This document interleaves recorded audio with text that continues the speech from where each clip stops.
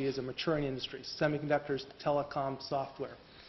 So clean energy technology, principally solar technology, offers tremendous promise. Europe is at a tremendous disadvantage simply because of the weather. Silicon Valley in the southwest of the U.S. is a tremendously better place to launch a solar venture. Fog. That's only San Francisco. Third, the collapsing U.S. dollar. At this rate, soon we will be the lowest currency in the world and the lowest priced labor for launching new startups. We're the new Chinese.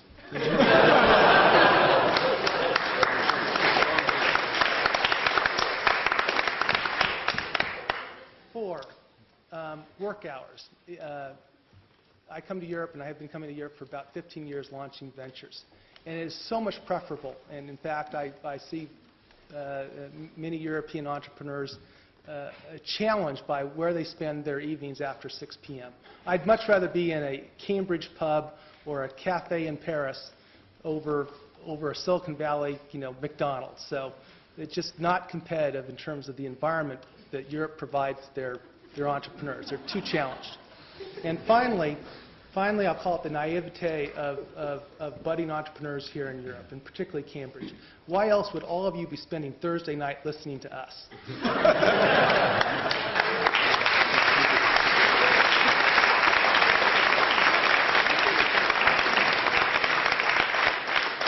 Ladies and gentlemen, the next speaker on the proposition, Simon Kirk, has been involved in UK venture capital industry since '95. In 2006, he led the merger of Casanova Private Equity with Prelude Ventures. And in 2007, he's completed the next stage of his very expansion plan, negotiating a partnership with DFJ. Please give him a warm welcome.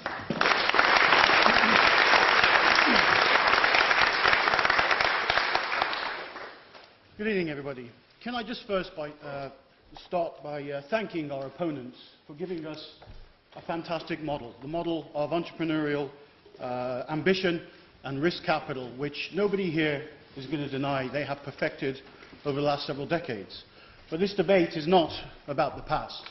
It is about the future. This is also not a debate about technology or capital or companies.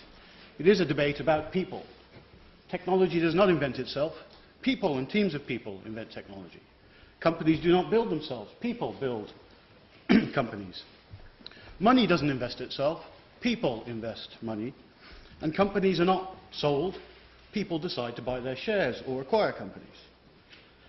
I've just spent a week with my Draper Fisher colleagues in Silicon Valley, and the best I could tell, the people there look pretty much like the people here.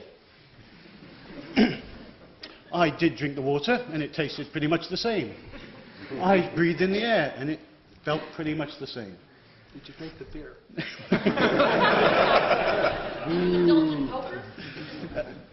Too late, yeah.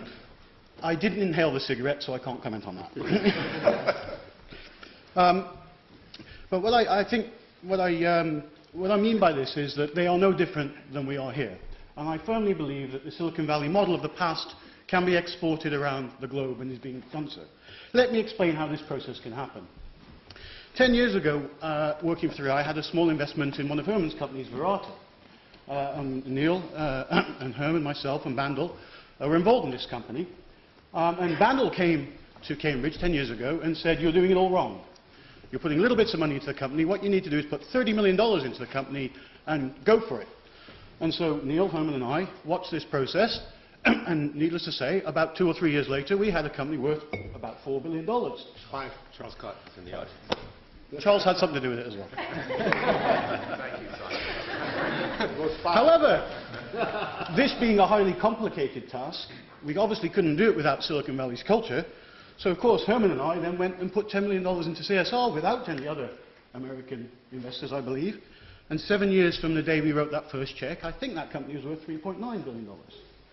Similarly, a few years later, Neil went and met Nicholas Enstrom, and with some help from my DFJ colleagues, put $20 million into Skype, and without Silicon Valley's help, created a company worth $3.5–4 billion.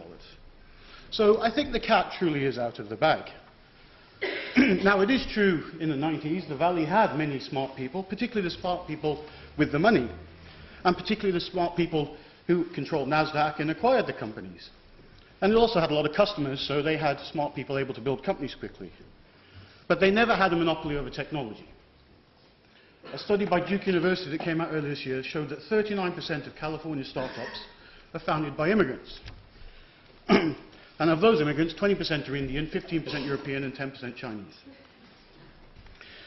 So the combined forces of the Silicon Valley model and globalization is transforming the world. Today, 95% of the consumers do not live in the United States. There is more capital outside of the United States than in it.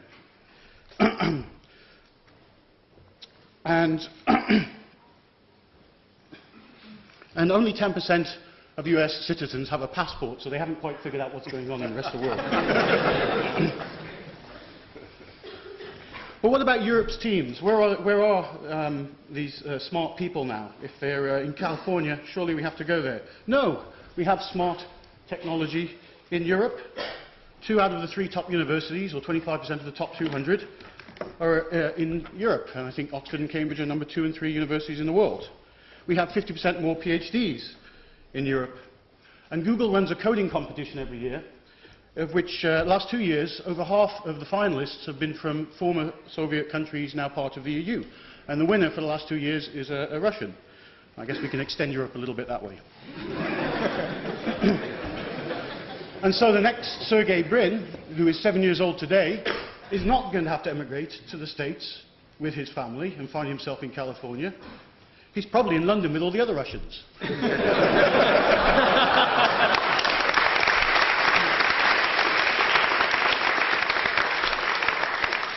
And when he's in London, he'll find hundreds of venture capitalists with billions of dollars to invest in his next startup, and he will be able to enjoy European culture and not go and have to eat Dunkin' Donuts and drink Gatorade.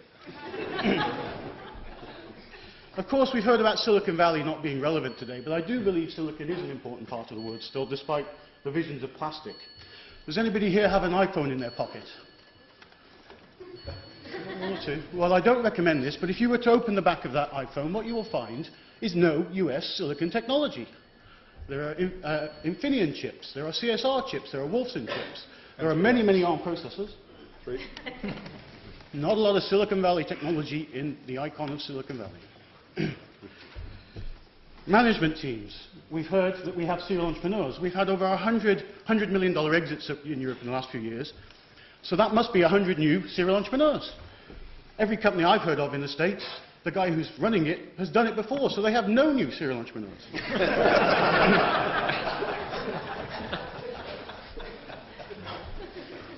We have many people buying stocks here. We've heard about that. People can buy stocks anywhere. NASDAQ is actually a negative for the US industry going forward. M&A. This year, for the first time ever, European companies spent $30 billion acquiring US companies, which matched US companies acquiring European companies. And a local Cambridge company, small company, $4.5 billion, called Autonomy, bought their biggest competitor in the US. The world's leading technology company in enterprise search is in Cambridge. So let me just finish with a final quote from, perhaps argue amongst yourselves, but the greatest venture capitalist of all time, Mr. Mike Moritz of Sequoia, who recently quoted a few months ago, "The days of US domination in new technology companies is ending. We need to look